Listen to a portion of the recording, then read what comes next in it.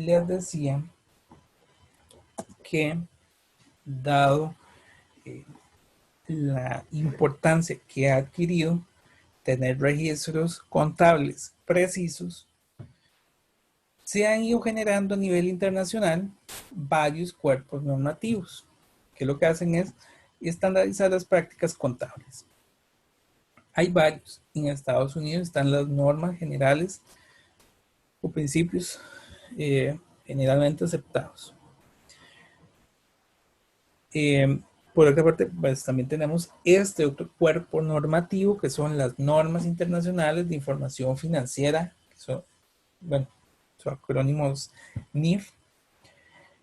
Este cuerpo fue acogido por Costa Rica y una gran parte de países latinoamericanos y también en Europa, ¿verdad? Tiene bastante acogida y se ha ido en los últimos años en una labor conjunta homologando con ciertas prácticas estadounidenses. Entonces, nosotros lo vamos a estar viendo no solo en este curso, sino en todos los posteriores. Este es el cuerpo normativo que rige en Costa Rica, las NIF. Y no les va a servir solamente a nivel nacional, sino que va a servirnos para otros países. Las NIF, pues bueno, es un estándar de contabilidad. Lo que nos va a decir es lo que la empresa tiene que cumplir. Y en sus guías de aplicación nos va a decir cómo hacerlo. Va a tener ciertos ejemplos siempre. Pues bueno, no va a ser tan amplia como para que nos diga cómo hacer la totalidad de movimientos contables, pero sí brinda una guía bastante robusta. Bueno, lo vamos a tener entonces como un estándar de contabilidad que tiene un reconocimiento a nivel internacional. Nos brinda las guías para el registro de ciertos hechos económicos. No todos los elementos de los que proviene la contabilidad, ¿verdad? Son o tienen un documento de respaldo, como les había mencionado, sino que hay algunos que son la interpretación de por así decirlo, actividades que realizar la empresa. Por ejemplo, pongo un caso muy claro, si demandan a la empresa, aún no hay un documento sobre esa demanda que tenga una implicación económica, pero aún así la normativa sí nos dice cómo tenemos que tratar. Entonces, nos va a dar una guía para hacer cierto registro de hechos de índole económica, no solamente apegado a la documentación que vamos a ir recibiendo. También nos brinda una guía para la presentación de estados financieros, que era lo que les decía. Al final yo presento estados financieros y los presento de una forma estándar, de forma tal que cualquier persona los pueda entender. Como la información es utilizada de forma con un propósito general y reconocido este estándar a nivel internacional, cualquier persona en otra parte que también implemente la NIF debería entender la información que yo estoy emitiendo. Y todo esto es para generar una comparabilidad.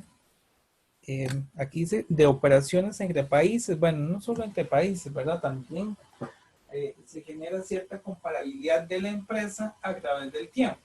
Entonces, si yo tengo una práctica estándar, yo podría comparar mi año 2020 con lo que fue mi año 2019 y lo voy a poder comparar con el año 2021 porque yo tengo unas prácticas que son estándar y que me van a facilitar esa comparabilidad. El cuerpo contable de las NIF es muy extenso, muy extenso. Aquí a grandes rasgos tendríamos estas normas que son de la parte financiera. Tenemos que son 25 normas internacionales de contabilidad y 16 normas internacionales de información financiera. Muy importante esto.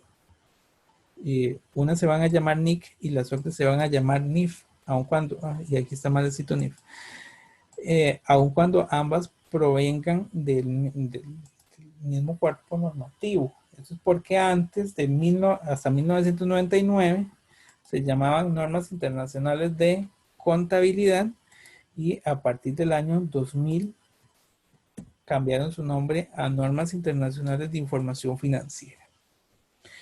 Y por tanto, las interpretaciones que se hacen a las normas hasta el año 2000, ¿verdad? De las NIC, se llaman SIC, que es la interpretación de las NIC, y las interpretaciones de las NIF se llaman CINIF, y bueno, entonces tendríamos 25 NIC con 5 interpretaciones, con 5 SIC, 16 NIF con 15 CINIF, que son las interpretaciones de la NIF. Y el cuerpo pues va a ir creciendo. De hecho, este año entraría en vigencia una nueva NIF.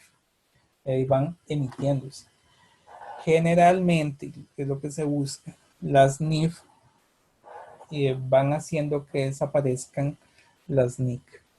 Entonces, en el futuro, en muchos años, ya no habrán NIC y ya todas serán NIF. Pero bueno, eso no es algo que vaya a suceder inmediatamente. Ese es el primer, digamos, cuerpo normativo que conforma las NIF. Pero también existen las NIF para pymes y también existe las NIC para el sector público. Y entonces, realmente no son solo estas, sino que tiene una extensión mayor. Por lo menos en los cursos de contabilidad vamos a ver estas, y más adelante en la carrera ustedes van a tener un curso de contabilidad para pymes y un curso de contabilidad gubernamental donde van a ver los otros cuerpos normativos. Por el momento nos vamos a enfocar en esto.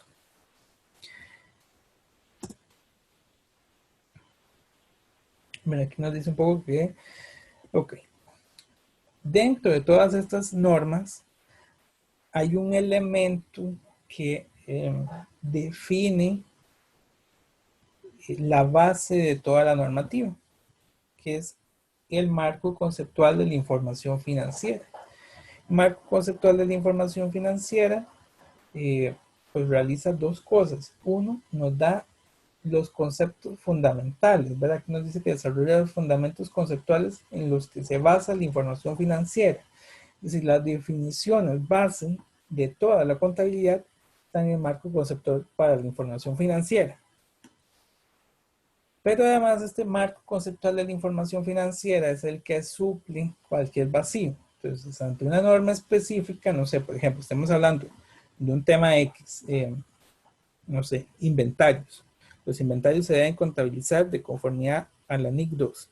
Pero si hay una situación que esta normativa no contempla, ese vacío se debe contemplar con la norma general, que es el marco conceptual para la información financiera, que es la base general que nos da la NIF. Y ese marco conceptual de la información financiera es el que vamos a ver ahorita.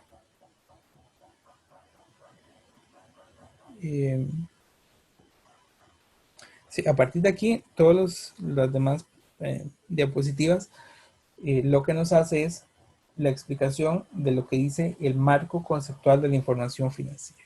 Entonces, el marco conceptual de la información financiera nos dice, como un primer punto, cuál es el objetivo de la información financiera con propósito general, ¿verdad? ¿Cuál es el propósito de que una empresa emita estados financieros? Y el propósito de que la empresa emita estados financieros son estos tres. En primer lugar, proporcionar información financiera sobre la empresa. ¿verdad? Lo que hemos venido hablando hasta aquí. La idea es dar un panorama general de lo que está sucediendo con la empresa. Tener información para los inversores, para los prestamistas, para los acreedores existentes y potenciales.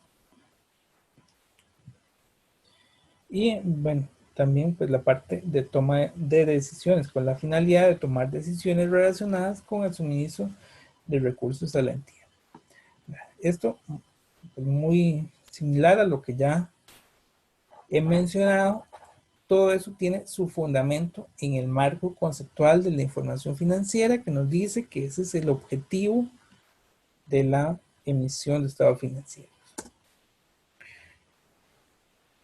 Y nos dice que esa información que yo emito va a tener unas características que ellos llaman cualitativas. Ya sabemos que la información que vamos a emitir son cuantitativas, ¿verdad? Son puros números, pero esos números tienen que ser útiles y tienen que ser útiles con base en las características cualitativas. Van a haber dos grupos de características cualitativas, fundamentales y de mejora.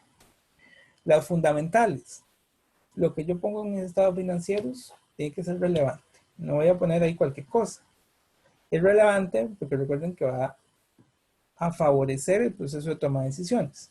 Entonces, lo que yo voy a colocar tiene que tener cierta importancia sobre el negocio. Y debe ser o dar la representación fiel. Es decir, no es una información que yo me inventé, sino que es una información que tiene su respaldo en documentos y que presenta la situación tal como la está viviendo la empresa. No es una situación supuesta. Esas dos son las dos características fundamentales y tiene 4 características de mejora. Uno, que es la comparabilidad, que les decía. Lo que yo meto en el estado financiero debe ser comparable de un año con el otro.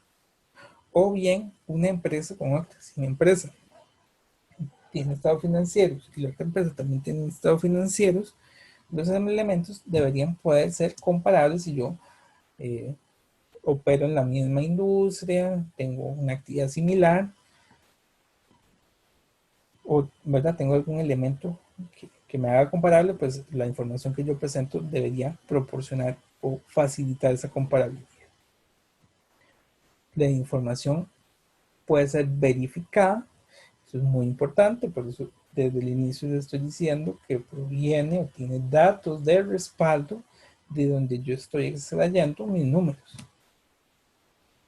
La información financiera debe ser oportuna, es decir, debe presentarse con cierta regularidad para que pueda apoyar el proceso de toma de decisiones.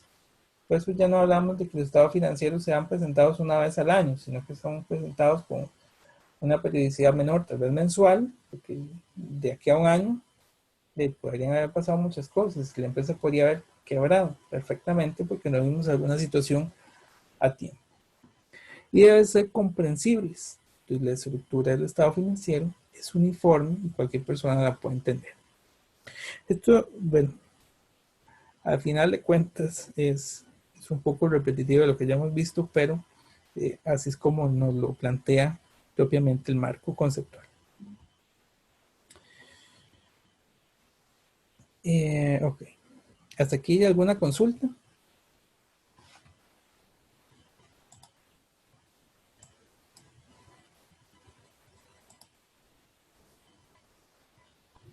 No, profe.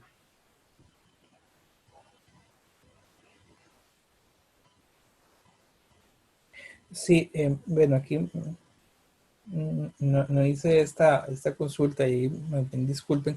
Si vamos y a la vez no a tener receso, qué bueno que me ponen aquí. Ok. Estamos claros que son el horario de 7 a 11 y que hay 10 minutos de receso por cada hora, es decir, que hay 40 minutos. Yo lo que hago normalmente es que esos 40 minutos se los aplico en su totalidad al final de la clase, ¿verdad? Yo no tengo ningún inconveniente que ustedes en este momento ahí estuviesen comiendo lo que sea necesario para que se mantengan todas las horas hasta las 10:20 más o menos, para que lo tengamos en consideración, porque me parece que es mejor que lo hagamos de las 7 a las 10:20, y entonces salen antes que hacer esa pauta, porque si no a veces nos quedan los ejercicios o la presentación cortada. Si alguno tuviera algún problema, nada más me escribe aquí en el chat me dice para tomar en consideración alguna situación particular que tengan, pero me parece que lo más razonable que podría servirles es que salgamos a las 10:20 más o menos. Ok. Y bueno, hoy por ser el primer día sí lo estaré dejando salir antes. Ok, voy a continuar. Quedamos en las características cualitativas de la información financiera. Otro elemento que nos dice el marco conceptual, y es que toda contabilidad la estamos haciendo con una hipótesis que se llama hipótesis de negocio en marcha. Este es un supuesto muy importante, que lo que nos dice es que la empresa lo que busca es permanecer a lo largo del tiempo. ¿Verdad? Una empresa está en funcionamiento y continuará su actividad dentro del futuro previsible. A menos que la empresa tenga la intención de venderse o de liquidarse, ¿verdad? Lo segundo que nos dice, la entidad no tiene la intención ni la necesidad de liquidar o recortar de forma importante la escala de sus operaciones. Es decir, toda la contabilidad la estamos emitiendo bajo el supuesto de que la empresa está en operación normal y que hoy está operando y mañana seguirá operando y dentro de unos meses seguirá y dentro de algunos años, a menos de que hubiese alguna información adicional. Entonces, dado ese supuesto, la información contable se va a ir acumulando. No es que yo me vaya a sentar ahí a escribir un poco de cosas, que esta es la situación actual, y mañana tengo que volver a comenzar de cero, sino que la información se va a ir acumulando periodo a periodo para ver ese progreso a través del tiempo.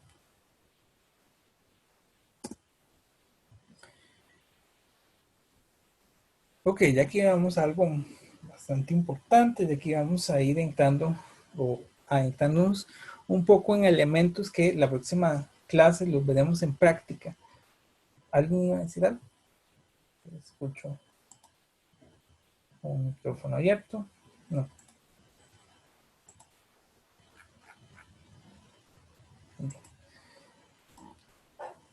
La información de los estados financieros va a ser de dos tipos.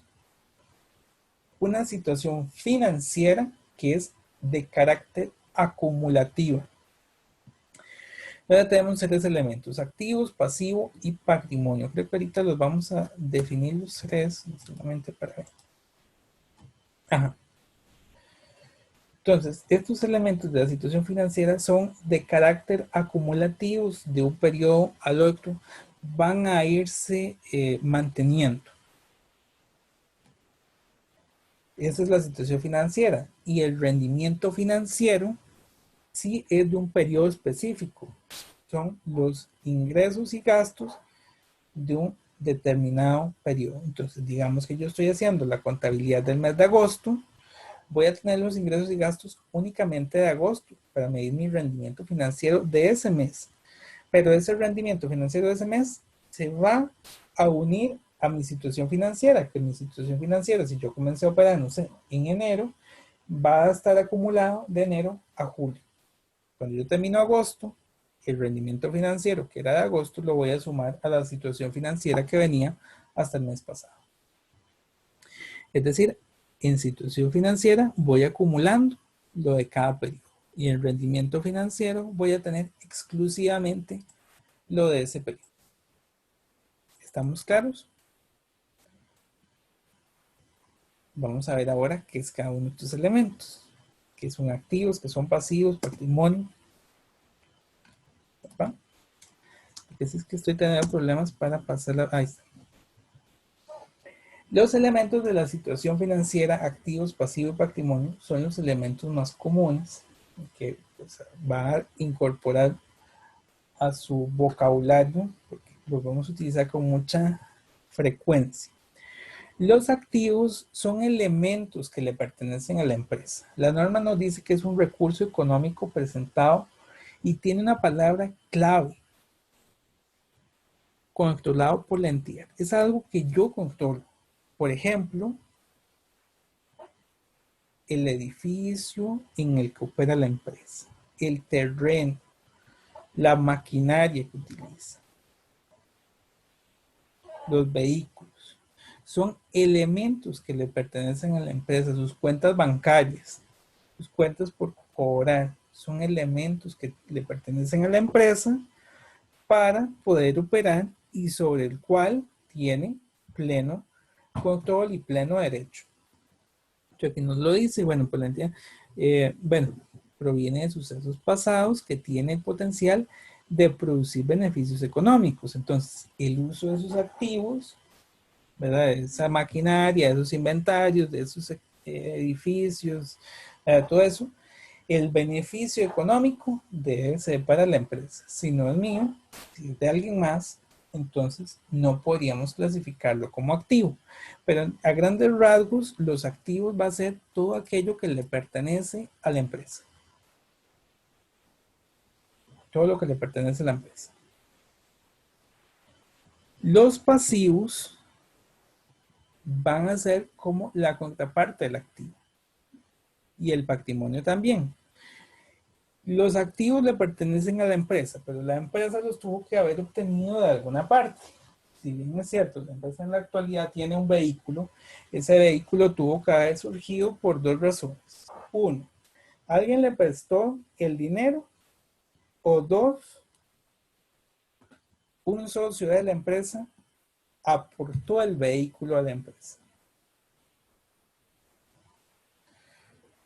O, bueno, hay una tercera opción, que ya es un poco más avanzado de lo que vamos a ver en el curso. Yo tengo el beneficio, tengo beneficios económicos en este momento y los puedo cambiar por otra cosa. Entonces, ese activo lo podríamos haber adquirido con los fondos propios de la empresa, con otros activos.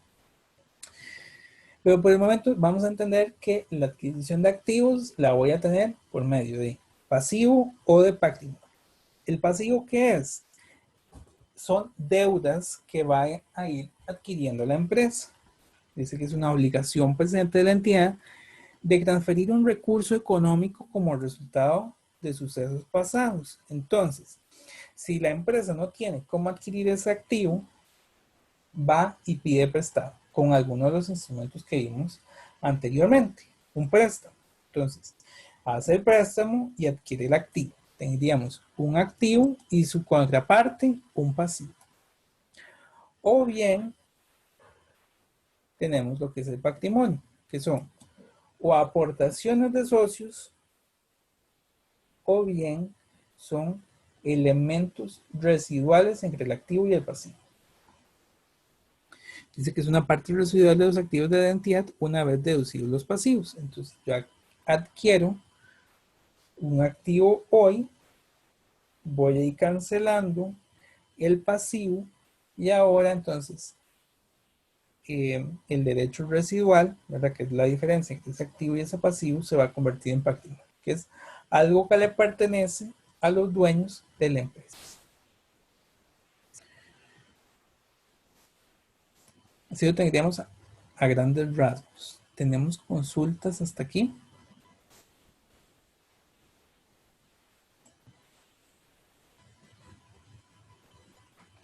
No, profe.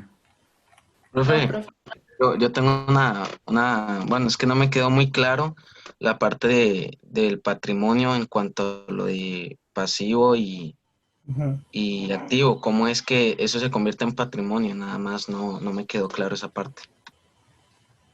Ok, bueno, aquí tenemos la de Alejandro, pero también tenemos una segunda consulta. ¿Cuál es la segunda consulta? Ok.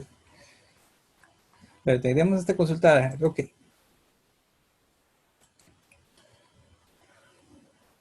Esto lo vamos a ir viendo y entonces van más adelante a tener escenarios un poco pues, más desarrollados. Digamos que al inicio yo quiero un vehículo. El vehículo,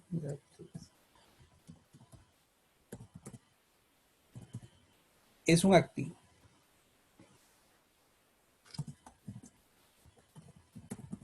Para obtener ese activo, yo tenía dos posibilidades. O bien obtenerlo mediante un préstamo, o bien que me lo diera, lo patrocinara un accionista. Entonces, ahí estaría el primer escenario. Entonces, el vehículo podría ser una deuda, fui y pedí prestado, es un pasivo, en cuyo caso, pues no tendríamos nada, ¿verdad? Aquí ya tendríamos una relación exacta entre el activo y el pasivo. No habría en este caso ningún patrimonio. También podríamos tener un segundo escenario donde ese vehículo no lo adquiero por medio de deuda, sino por una aportación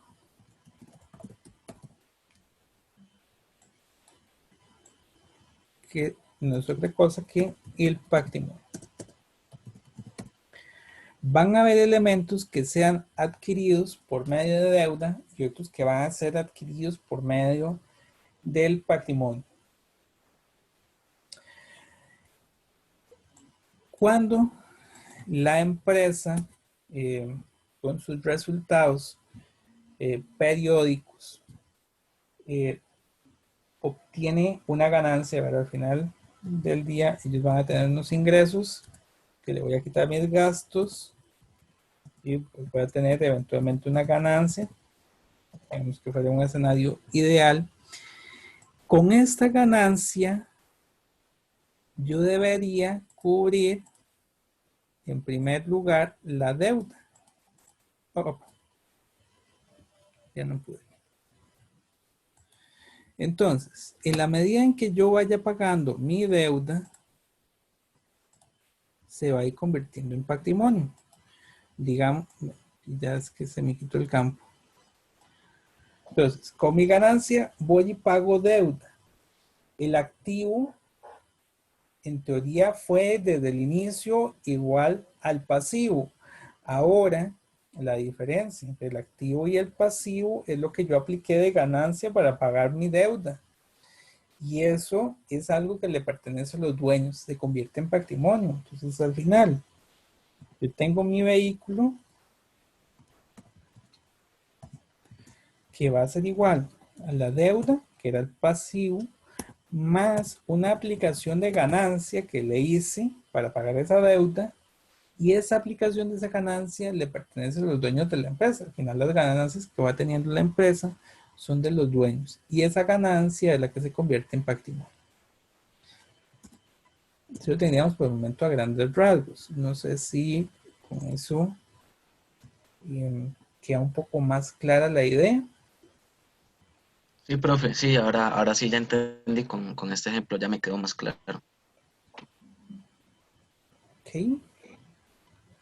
Igual esto lo vamos la siguiente clase vamos a ver un poco más en detalle, ya con números. Bien, si no hay nadie más,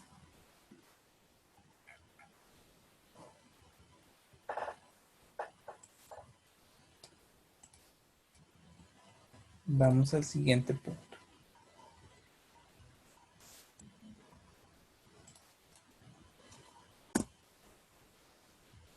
Los elementos de rendimiento. Hay dos elementos de rendimiento. Creo que estos son pues más conocidos por la mayoría, ¿verdad? Los ingresos y los gastos. Los ingresos es toda entrada que va recibiendo la empresa producto de su operación. Y muy importante, producto de su operación. Dice incrementos en los activos o disminuciones en los pasivos que dan lugar a incrementos en el patrimonio. Y es la parte muy importante, distintos de los relacionados con aportaciones de los tenedores de derechos sobre el patrimonio. Entonces, si un socio aportó dinero a la empresa, eso no es un ingreso. El ingreso es producto de la operación de la empresa.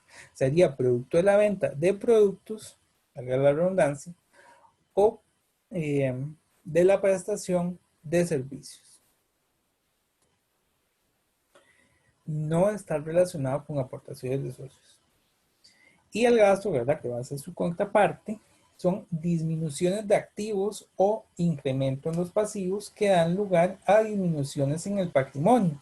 Entonces, es producto nuevamente de la operación de la empresa. Es el pago de salarios, es el pago de la compra bueno, gastos de publicidad, de transporte, ¿verdad? Gastos que son de la operativa de la empresa.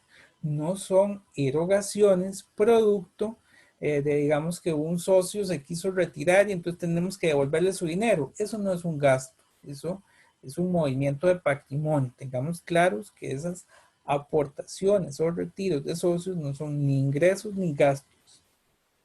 Eso es patrimonio. Y es algo que le pertenece al socio desde el inicio, que está, digamos, asegurado en la empresa. Los ingresos y gastos van a estar relacionados con la operativa del negocio como tal. Son los ingresos y gastos relacionados con el ofrecimiento de bienes o la prestación de servicios, que al final es el objetivo o fin último de la empresa, ¿verdad?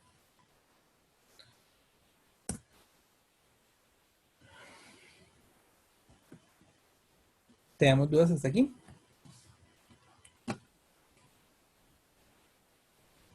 Bien. Esos 5 elementos, activo, pasivo, ingreso, gasto, patrimonio, tenemos que medirlo de alguna forma. Y el marco conceptual de la información financiera nos dice que tenemos estos, que considera estos elementos importantes. Primero, el reconocimiento. ¿En qué momento hago yo el registro de alguno de estos elementos?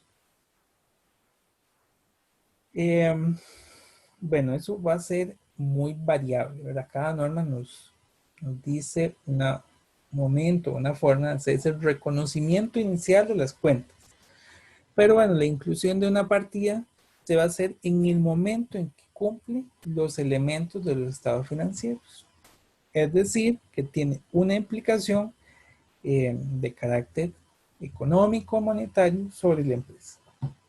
Y lo voy a dar de baja, lo voy a eliminar de mis estados financieros, que es la baja en cuentas, en el momento en que yo ya no tengo el activo o yo ya no tengo la deuda pasiva. Entonces, en ese momento lo voy a ir eliminando. Lo reconozco cuando tengo o cumple las características del estado financiero, que son las que vimos hace un rato, y lo elimino cuando ya no existe o dejó de tener esas características. Y no lo voy a medir en algunos casos muy sencillo, porque yo tengo la factura y lo voy a registrar por el monto de la factura, o tengo el documento legal y lo voy a reconocer por el monto del documento legal, pero no siempre vamos a tener esa facilidad. Hay casos en los que se nos va a complicar un poco más y entonces la normativa nos dice o nos establece cómo deberíamos hacer esa medición, cómo cuantificamos en términos monetarios algunos hechos que no tienen un respaldo. Por ejemplo, la empresa vendió a crédito, le dieron una o generó la factura que está por cobrar, aún no me la han pagado, perfecto, yo reconozco la factura, la venta por lo que dice la factura, pero el estado financiero, la norma nos pide que reconozcamos cuánto, ¿verdad? En el largo plazo, cuánto se va a ir considerando como incobrables. Y esa incobrabilidad no está sustentada en un documento como tal, sino que la norma nos dice cómo deberíamos calcularla a partir de lo que ya nosotros tenemos.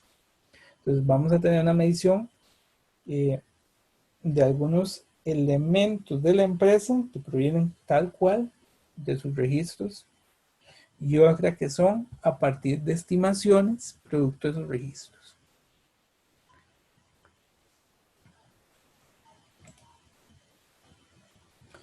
Por eso nos habla de que vamos a tener estas bases del reconocimiento.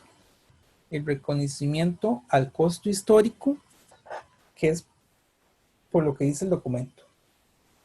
Perfecto. por lo que dice el documento. Pero hay una medición que es al valor corriente. Y esa medición al valor corriente no tiene nada que ver con lo que diga algún documento. Con lo que dice el valor razonable, el valor del uso o el valor corriente. ¿Qué es esto? Pues lo que vale ese documento en el mercado en la actualidad. Si por ejemplo yo compré, no sé, un edificio, en mi registro lo voy a tener al costo histórico por lo que yo pagué en ese momento, pero posteriormente ese edificio ya no vale eso, tiene un valor de mercado, y entonces yo voy a ir realizando un ajuste de mis registros con base a ese valor de mercado, pero para hacer ese ajuste no tengo ningún documento. Entonces, valor histórico es cuando yo tengo documentos que puedan respaldar perfectamente el monto por el cual yo hice ese registro, y los de valor corriente ya tienen ciertas estimaciones con base a lo que yo tenía en el pasado. Si estamos claros en este, ¿verdad? Estos valor corriente, podríamos hablar de que son estimaciones que incluyen los estados financieros o provisiones de hechos futuros, de pérdidas que vaya a tener o de ganancias que podría incurrir.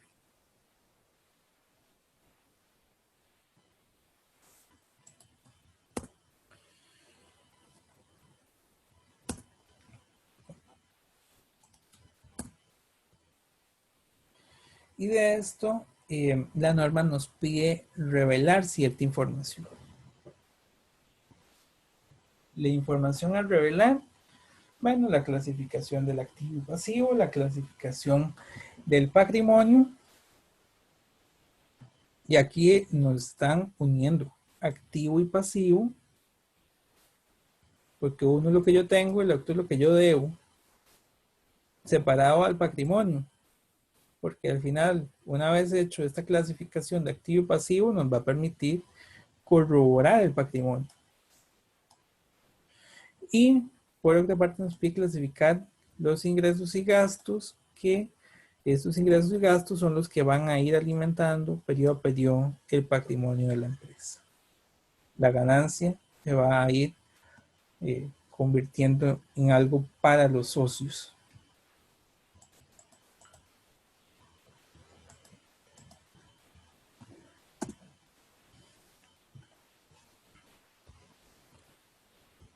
Ok, aquí vamos a ir terminando esta parte de la presentación. Bueno, la norma finalmente nos dice que vamos a tener, por tanto, dos tipos de capital, un capital financiero y un capital físico. El capital financiero se obtiene de esas ganancias, ¿verdad? Esa diferencia entre ingresos y gastos, solo si el importe financiero de los activos netos al final del periodo excede el importe financiero de los activos netos al inicio del periodo. ¿Qué quiere decir esto?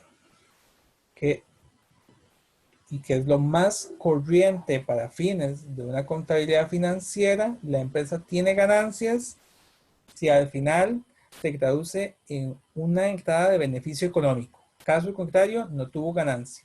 Eso es la parte o el entendido de un mantenimiento de capital financiero, y es en lo que se basa la contabilidad de carácter financiera, que es la que vamos a ver en este curso. Pero va a haber otro, si recordamos, diapositivas acá, que se llamaba contabilidad administrativa, que va a utilizar mucho este segundo punto, que es el mantenimiento del capital físico. ¿Cuándo tiene ganancia una empresa? No tiene ganancia la empresa si se traduciera en términos financieros, económicos, monetarios, ¿verdad? No si tiene el dinero, sino que va a tener esa ganancia si al final su capacidad es mayor, si ahora puede producir más, si ahora es más eficiente. Entonces no necesariamente es una ganancia en términos económicos. Y ahí terminaríamos con el marco conceptual de la información financiera. ¿Tenemos alguna consulta hasta aquí? Yo sé que está bastante teórico por el momento, ¿verdad? Ya a partir de la siguiente sesión vamos a ir viendo la parte práctica.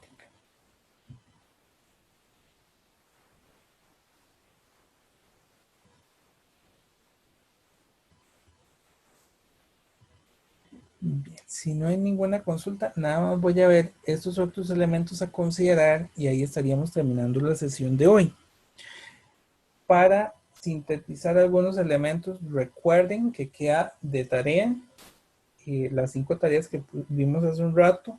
Sería el resumen del capítulo 1, el resumen del capítulo 2, el resumen del marco conceptual de la información financiera, un ejercicio que les voy a poner del capítulo 1 y el resumen del ANIC 1. No todos van a ser para la próxima semana, por supuesto, porque tampoco es que tenemos todo el tiempo del mundo, sino que es para que los vayan haciendo. Unos serían para entregar el próximo lunes. Los grupos los asignaría yo de forma aleatoria. Entonces, en la EcoAula, perdón, en mediación virtual. En mediación virtual les estaré colocando la lista como quedarían los grupos.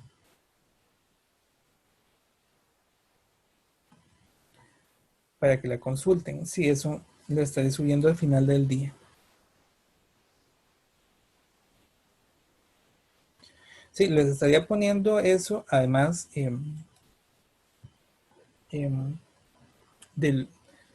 bueno, ahí lo estaríamos manejando ya más con el chat, esa es la idea del WhatsApp, que pudiésemos tener ese contacto para que ustedes hagan los grupos. Pero sí son grupos al azar. Bueno, elementos que hay que extrayendo de lo que hemos visto hasta el momento, muy importante, y esto es la base de la contabilidad. El pasivo y el patrimonio siempre van a ser exactamente iguales al total de activos. De hecho, aquí el total de activos debería ser un círculo más grande. Lo que pasa es que creo que aquí me lo corrigió automáticamente el PowerPoint, pero pasivo y patrimonio son iguales al activo. Por las razones que ya hemos visto, ¿verdad? Yo obtengo mis activos producto del pasivo, de endeudarme o de que lo aporte un socio. Pues al final del día, la explicación de cómo obtuve el activo proviene de esas dos fuentes, y si yo sumara las dos fuentes debería darme exactamente igual a lo que yo tengo en la actualidad. Recordemos muy bien esa igualdad que vamos a llamar ecuación contable y que es el principio de la contabilidad. Y dado la ecuación contable, hay algo que se llama partida doble. Bueno, hay dos tipos de sistemas contables. Primero uno que se llama partida simple. Con tu partida simple yo nada más voy a ir registrando mis ingresos y gastos, algo como lo que hace una pulpería. ¿Qué hace una pulpería? Nada más va llevando el registro, dando el rasgo, ¿verdad? Puede ser que tenga mayor sofisticación, pero por ejemplo, nuestra tributación lo que le pide a una pulpería es simplemente que lleve el registro de sus ingresos y de sus gastos para ver si tuvo una ganancia o una pérdida y tributar sobre el mismo. Eso es una partida simple donde yo nada más llevo el registro de mis movimientos. Cuando yo busco una explicación sobre el mismo, ahí cambia, que es lo que se conoce como partida doble.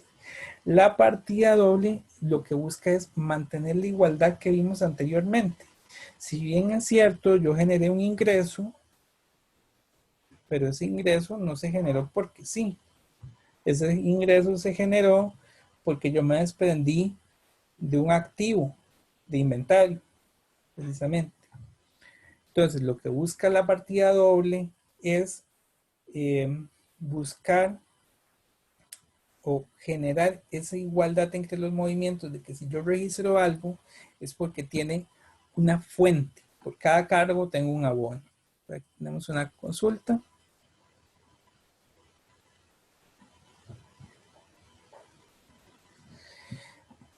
Ok, ahí para José Solís,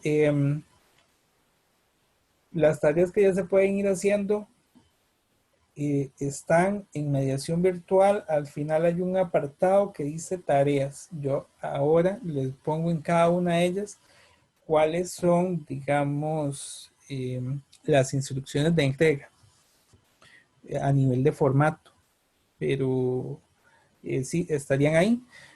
Por ejemplo, en el que es el ejercicio del capítulo 1, va a estar el PDF del ejercicio y ustedes suben un documento en respuesta al mismo. Todos son documentos que ustedes van subiendo. Entonces, en esa sección, de ahí aparecen las 5 tareas que estarían disponibles y yo ahora les subo las instrucciones.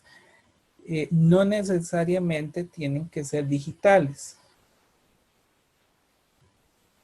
No necesariamente tienen que ser digitales, por lo que les mencionaba cuando leímos el programa del curso, que pueden hacerlo a mano perfectamente y lo que hacen es subir las fotos. Sí, pueden hacer las fotos. Sí, sí, eso no hay ningún problema. Nada más eso sí, que cumpla las características. Así que el hecho de que sea a mano, yo sé que se va a extender, ¿verdad? Por ejemplo, a nivel de los resúmenes, se va a extender, pero porque sea a mano, no significa que el resumen va a ser al final 20 páginas, ¿verdad? Tengan claro, ¿verdad? Que independiente si fuera a mano, si fuera en computadora, si tienen que buscar, por lo menos a nivel de los que son resúmenes, la síntesis, ¿verdad? Porque no les va a servir para fines de las evaluaciones que sus documentos sean sumamente extensos. Eso los va a matar en las evaluaciones. No tienen el tiempo suficiente para sentarse a revisar un resumen súper amplio. Tienen que ser resúmenes pequeños, que esa es la idea de hacer resúmenes de los capítulos, que los puedan aprovechar en los exámenes y en los quizzes y que sean pues sintéticos para que les ayuden algo.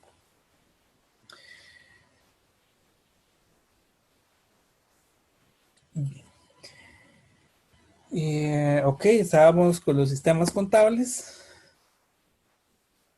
Creo que solo nos quedan como 3 diapositivas. Ok. Y en ese sistema contable donde vamos a tener un abono y a todo abono le vamos a tener un crédito, es decir, que cualquier cosa que yo tengo tiene o cualquier cosa que yo vendo tiene una justificante en algún otro movimiento que lo compensa. Es decir, si yo vendí algo es porque yo lo tenía, si tuve ese ingreso, ese efectivo, es porque me deshice de mi inventario. Tenemos ese, ¿verdad? Una determinación de la contraparte. Y entonces lo vamos a ir realizando, controlando por medio de cuentas contables, que son las cuentas donde yo voy a ir registrando todos esos movimientos. Nos dice que es un artificio contable utilizado para representar los valores que posee la compañía. Por ejemplo, mi cuenta del banco, es algo que el banco me registró y que es simplemente un registro, existe. No es algo físico, no es nada, ¿verdad? Y cuando yo vengo a hacer las anotaciones en mis libros de los movimientos que tenga ese banco, la cuenta contable no es otra cosa que nada más un nombre que representa algo que existe en la realidad. Es como cuando yo digo que tengo un vehículo, es un nombre que representa algo que existe en la realidad. Son nombres a estos valores con el objetivo de unificar los procedimientos contables y facilitar los registros. Entonces, las cuentas contables son nombres que representan elementos que tiene la empresa y que nos van a servir para resumir la situación financiera de la institución.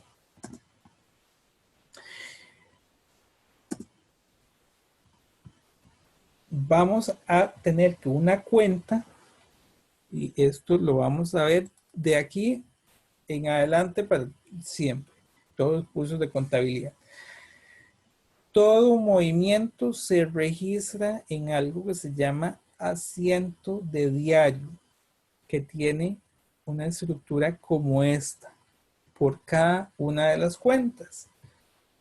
Nos dice que un título, encabezado o nombre, un número de cuenta, una columna de fecha, una columna de cargo o de debe, una columna para el abono o el haber y el saldo de la cuenta. Esto lo vamos a ver en detalle en la siguiente clase, pero vamos a tener que por cada registro de la empresa, digamos que hoy vendí, voy a poner la fecha en que hice esa transacción, los movimientos que intervinieron, digamos, hay una cuenta por cobrar, cuenta del ingreso, y guardando la relación de igualdad entre que el activo era igual al pasivo más el patrimonio, que se va a ir extendiendo todas las partidas que yo tengo, cualquier entrada de dinero o elemento o beneficio que tenga la empresa proviene de algo. Yo voy a hacer que mis debe sea exactamente igual a la haber. Y para esto voy a generar un catálogo de cuentas. Lo que yo voy a escribir aquí en la descripción no es algo que a mí me da la gana ahí en cada movimiento, sino que es algo estándar, de forma tal que todos los colaboradores de la empresa los manejen de la misma forma y con la misma naturaleza, que se llama catálogo de cuentas, que es donde yo establezco las cuentas que yo voy a utilizar en mi contabilidad y la forma o el tratamiento que tiene.